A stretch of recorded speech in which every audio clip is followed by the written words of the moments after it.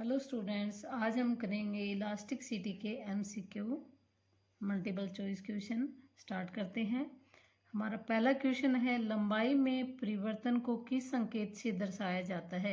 यदि लंबाई में हम चेंज करते हैं तो उसको किससे दिखाएंगे, तो उसको दिखाएंगे हम डेल्टा एल से, चेंज इन लंबाई। तो आपका ऑप्शन बी आएगा।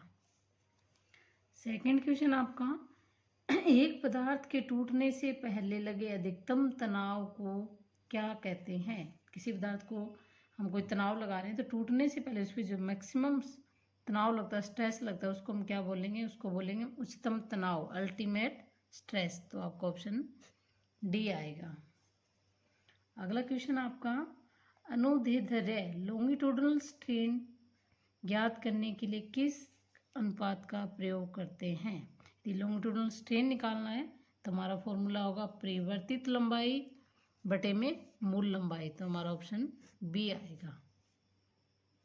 अगला क्वेश्चन हमारा, वस्तु की चौड़ाई अथवा व्यास में परिवर्तन कौन सी विकृति कहलाती है।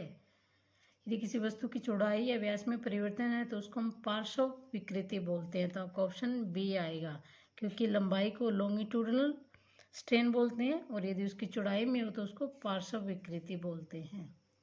अगला क्वेश्चन है, जब वस्तु के दोनों किनारों से दो विपरीत दिशाओं में बल एक ही रेखा पर लग रहे हो तो उसे कौन सा प्रतिबल कहते हैं। तो उसको हम टेंसाइल प्रतिबल कहते हैं। यदि किसी वस्तु पर दो अपोजिट डायरेक्शन में हम फोर्स लगाएंगे तो उसको हम बोलेंगे टेंसाइल प्रतिबल। तो आपका ऑप्शन सी आएगा।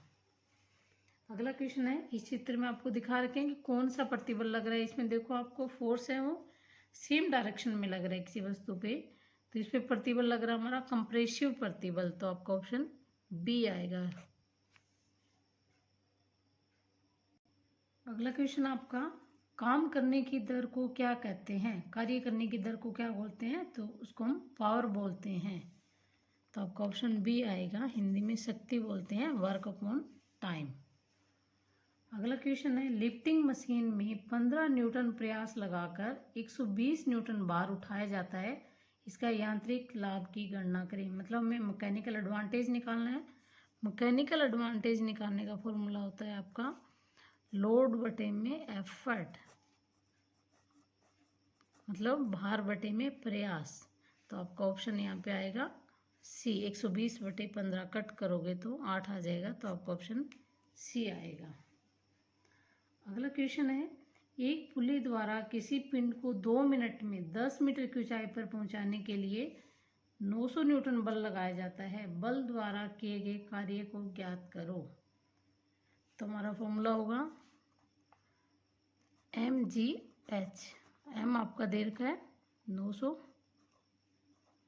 g 9.8 और h आपका 10। इनकी मल्टीप्लाई करोगे तो आपका आंसर आएगा 9825 न्यूटन। तो आपका ऑप्शन डी आएगा। अगला क्वेश्चन आपका, 4 mm व्यास का स्टील छड़ 200 किलोग्राम के भार से जुड़ा हुआ है, तो रोड पर लगे प्रेरक प्रतिबल निकालो। तो इसका आपका आंसर आएगा ए 15.91 किलोग्राम पर सेंटीमीटर स्क्वायर। अगला क्वेश्चन है, हुक के नियम के अनुसार प्रत्यास्थ सीमा के अंदर प्रतिबल और विकृति कैसे होते हैं। हुक के नियम के अनुसार जो आपको प्रतिबल और विकृति है वो एक दूसरे के समानुपाती होते हैं। तो आपका आंसर बी आएगा।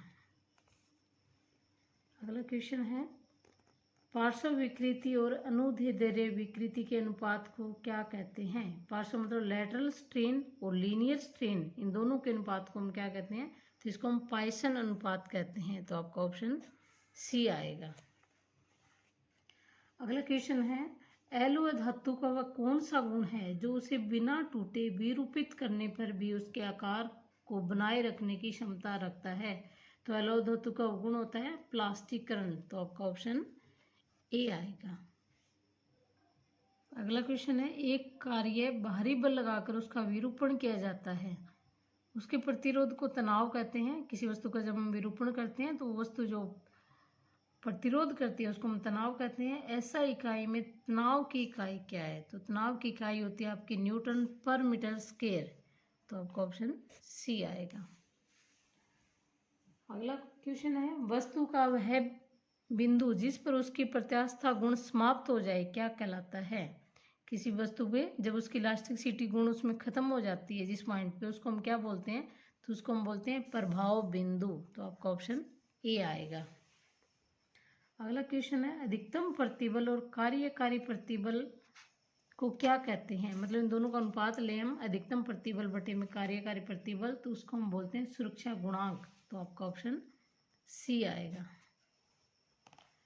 अगला क्वेश्चन आपका, वस्तु पर लगाए गए बल के कारण आकार में कमी को क्या बोलते हैं? किसी वस्तु के जो आकार में कमी आ जाती है तो उसको हम क्या बोलते हैं? उसको हम बोलते हैं संपीड़न विकृति। तो आपका ऑप्शन डी आएगा। अगला क्वेश्चन आपका, चित्र में दिखाए गए प्रतिबल का नाम बताओ। कोई वस्तु है और उस पर अपोजिट डायरेक्शन में फोर्स लग रहा है, तो आपका एक कौन सा प्रतिबल होगा? तो यह हमारा तनन प्रतिबल होगा। तो आपका ऑप्शन बी आएगा। अगला क्वेश्चन आपका, विकृति का सूत्र क्या होता है?